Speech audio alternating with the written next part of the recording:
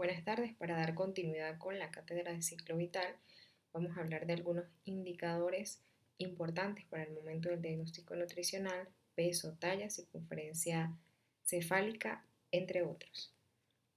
Primero que nada debemos recordar que el peso no es más que la medida de fuerza gravitatoria que actúa sobre un objeto, pero este es un indicador que para nosotros es sumamente importante tenerlo para el momento de la valoración nutricional, sobre todo el peso real. El peso actual del paciente es con el que siempre debemos de trabajar. En muchos, en muchos tipos de pacientes, dependiendo de la condición clínica, ese peso real se hace difícil de obtener. Como alternativa para esta tenemos el peso ideal o recomendado, que es una medida teórica. Su utilidad radica en que sirve de marco referencial en caso de desconocer el peso actual o en otras condiciones clínicas, como cuando hay edema presente en el paciente. Su uso es limitado, ya que no se debe usar en estado de desnutrición, y este es útil en un monitoreo de enfermedades crónicas. Muchos autores tienen distintas fórmulas establecidas, que las vamos a ver a continuación, pero otros autores sugieren que debemos partir de la media del índice de masa corporal normal que debe tener el sujeto, la media entre el rango máximo y el rango mínimo, y en base a ese calcular el peso ideal o recomendado. Estas son distintas fórmulas que tenemos en la actualidad para calcular el peso ideal, como es el de Broca, el de Lorenz, el de la Compañía Metropolitana de Seguros de Vida, entre otras fórmulas. Bueno, en la actualidad una de las más actualizadas o el que se está utilizando más ahora es la fórmula de Lorenz.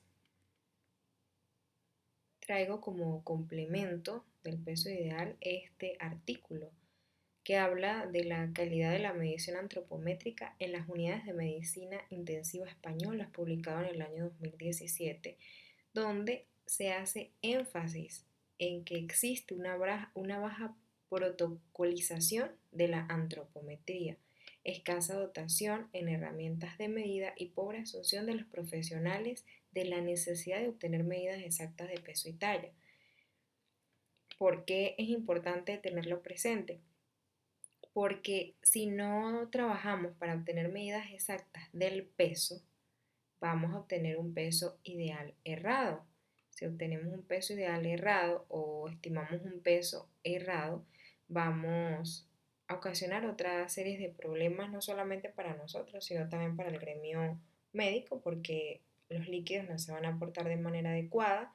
En la parte de dosificación de antibióticos va a haber una sobredosificación o una subdosificación, apareciendo incluso efectos adversos. Entonces, es muy importante tener, cuando se van a hacer este tipo de estimaciones, la mayor exactitud posible. El peso usual es otro indicador que se suele utilizar mucho en nuestra práctica, y es el peso en el que el paciente recuerda durante un periodo de tiempo prolongado, pero es importante destacar que es en condición de salud. Tiene una desventaja que depende de la memoria del paciente, y la ventaja es que si otros familiares conocen esa información, no las pueden aportar de manera rápida. Es un parámetro útil para utilizar en procesos de enfermedad aguda, en un periodo de enfermedad que haya aparecido de manera reciente, porque en teoría no se supone que no ha sido tan afectado, pero de igual manera debe usarse en condiciones de salud por lo mismo, porque condiciones patológicas van a afectar de manera positiva o negativa este indicador. El peso corregido se utiliza en condiciones específicas. En la mayoría de los casos es en amputaciones. y debe realizarse los ajustes de acuerdo al porcentaje que representa cada segmento. Esta tablita que observamos en esta lámina nos muestra la representación que tiene cada uno de los segmentos y en el caso que sea, como podemos observar, el antebrazo es 2.3%, si es tanto del brazo derecho como del izquierdo, lo multiplicaríamos por 2. El peso ideal corregido se utiliza cuando queremos conocer en realidad el peso ideal, pero se observa que el paciente está en sobrepeso o en obesidad. Entonces corresponde a sumarle al peso ideal calculado para la talla el 25% de la diferencia entre el peso actual y el ideal estimado para no eh, para de alguna manera no subestimar tanto un peso ideal en este tipo de condiciones. Por otra parte, cada vez que obtengamos tanto el peso ideal como el habitual, es necesario siempre llevarlo a qué porcentaje de peso estamos hablando, si estamos en exceso o estamos deficientes para poder trabajar en base a la recuperación de este y mantener siempre en valores normales para la edad. El índice de masa corporal o el índice de Quetelet, tal cual como lo llamamos, es un indicador global que compara el peso en relación a la altura. Sigue siendo en la actualidad un indicador muy utilizado que forma parte de del diagnóstico nutricional. Se usa habitualmente para la clasificación de bajo peso, sobrepeso y obesidad en adultos y niños y se define como el peso de una persona dividido por la talla al cuadrado de ese mismo individuo.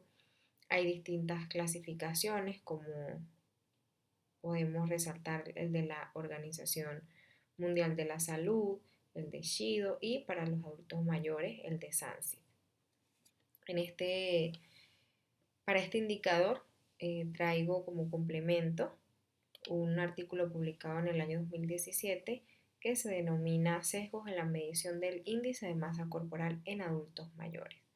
Como ya lo hemos hablado otros, en otras oportunidades, en los adultos mayores hay cambios fisiológicos y patológicos que ocasionan cambios importantes y de repente puede que no sean tan notables, sobre todo en la talla. Entonces, si no se obtiene un valor adecuado, hay una sobreestimación del índice de masa corporal y discrepancia en los rangos de desnutrición y sobrepeso en este grupo poblacional. Primero que nada, en ellos hay una disminución del tamaño de los discos vertebrales, hay un aplanamiento del arqueado plantar, lo que ocasiona una pequeña disminución en la talla. Entonces, como tal, hacerlo en un tallímetro, podemos obtener una talla menor de la que tiene el paciente o incluso mayor. Entonces, algunos autores en la actualidad sugieren que para poder determinar un índice de masa corporal adecuado a partir de una talla adecuada en el adulto mayor sea por medio de la estimación de la altura de rodilla o a partir de la medida de la envergadura. Esta es la tablita de la clasificación tanto en adultos como en adultos mayores. Entonces se hace énfasis en que si no hay una toma de talla adecuada, podemos sobreestimar de manera muy rápida el índice de masa corporal y clasificar a ese adulto mayor como sobrepeso o en déficit. Este otro artículo también me pareció bastante importante porque es un poquito distinto a lo que normalmente conocemos, que es la satisfacción, un artículo publicado en el año 2019, la satisfacción e índice de masa corporal y su influencia en el autoconcepto físico. Entonces, hablan de que en la actualidad el sedentarismo en la edad infantil y juvenil pues está provocando que los escolares tengan sobrepeso y obesidad y aunado a ello no estén satisfechos con su imagen corporal, que esto puede traer consecuencias negativas para el desarrollo físico-cognitivo de estos pacientes. Entonces, trabajar en la educación nutricional en los adolescentes y núcleo familiar es sumamente importante, no solamente para lograr beneficios a corto y largo plazo, sino que vamos a ayudar a que su desarrollo cognitivo y todas sus destrezas se hagan de mejor manera, ya que si el paciente tiene un autoconcepto físico positivo, cambia la percepción de, de, de ver la realidad. Por otra parte, otro de los indicadores del que vamos a hablar en esta clase es de la talla, y es una de las dimensiones corporales más usadas debido a la sencillez y facilidad de su registro. La talla se debe expresar en centímetros o muchas veces la expresamos también en metros, sobre todo en la edad adulta, y es el registro entre la medida entre el vértex y el plano de apoyo del paciente. Es necesario que el paciente esté de pie derecho con los talones juntos y que su cabeza se encuentre en plano de Frankfurt, que es esa línea imaginaria que trazamos de manera perpendicular que sale del borde superior del conducto auditivo hacia la base de la órbita del ojo. Entonces, tomar de manera adecuada la talla es importante para obtener una medición correcta. Otro de las medidas que siempre utilizamos, y casualmente acabamos de hablar de un artículo que lo sugiere para para obtener un índice de masa corporal adecuado en adultos mayores, que es la altura de rodilla. La medición de la altura de rodilla ha mostrado una alta correlación con la estructura y solo debe ser utilizado para estimar la talla en personas con desviaciones importantes de columna vertebral o quienes no puedan estar de pie. Esto según algunas literaturas, mientras que otras, como ya lo nombramos anteriormente, sí se sugiere utilizarlo en adultos mayores.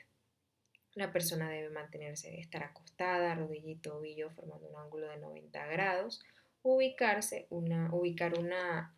la parte más extrema de la cinta métrica debajo del talón y la otra en la cara anterior del muslo con el mango paralelo a la pierna, y de esta manera poder obtener una medición correcta. Posteriormente de obtener la medición, hay distintas fórmulas que podemos aplicar para obtener el valor de la altura o de la talla por medio de la altura de rodilla. El largo de tibia es otra medida que por lo general no suele usarse mucho, pero pues hay artículos que nos sugieren o hablan de su sensibilidad y de su especificidad. Este artículo publicado en el año 2009, realizado en Colombia, de la estimación de la talla a partir de la medida de la tibia en población colombiana, fue realizada como tal en cadáveres y querían ver qué tanta sensibilidad había de la talla, en este caso del cadáver, con la longitud o largo de la tibia. Entonces, la talla se establece mediante la medición de los huesos largos y la aplicación de fórmulas diseñadas por diversos investigadores a partir de poblaciones caucásicas, mongoloides y negroides de regiones del mundo.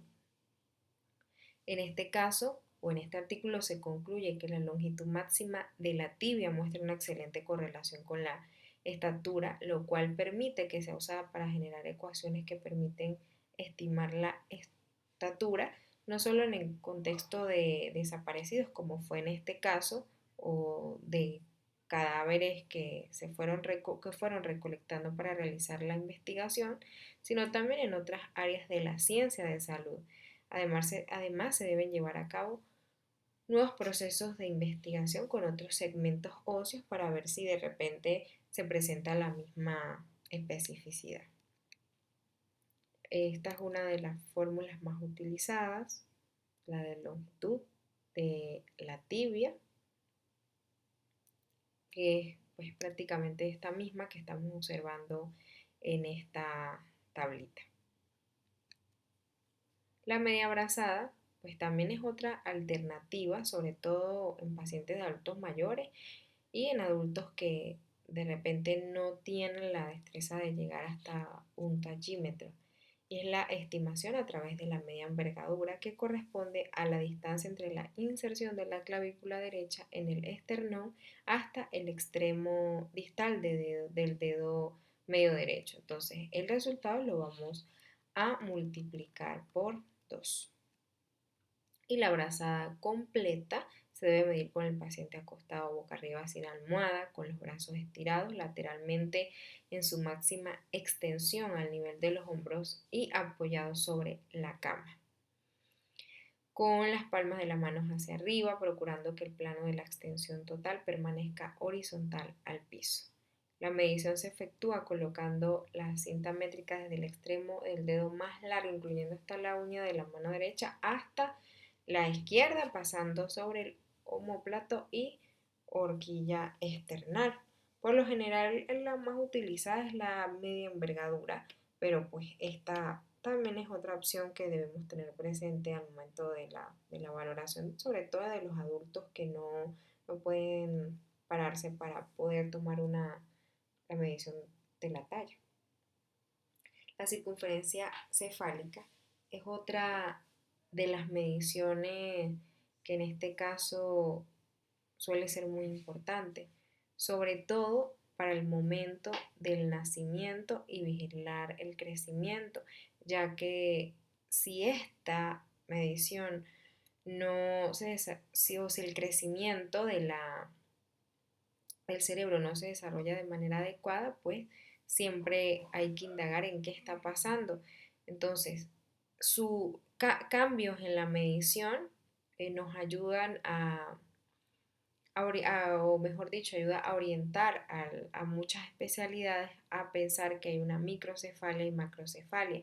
Incluso en la actualidad cobró más importancia desde la aparición de los virus como el Zika, que se relaciona con alteraciones en el crecimiento del cerebro. Entonces es útil para detectar problemas del tamaño cerebral, tanto microcefalia como macrocefalia.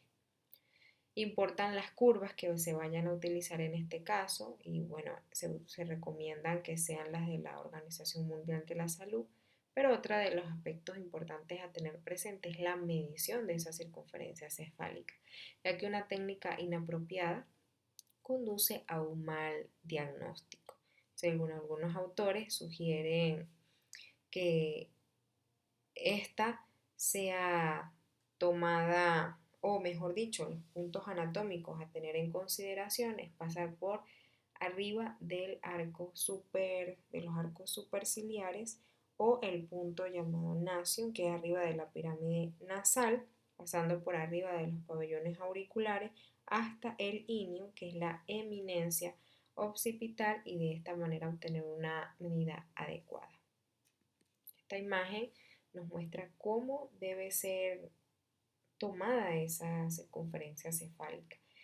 La cinta que se utiliza debe ser de material rígido de 1 centímetro de ancho, debe colocarse sobre la circunferencia más ancha que pasa por encima de las orejas, el punto máximo del occipucio.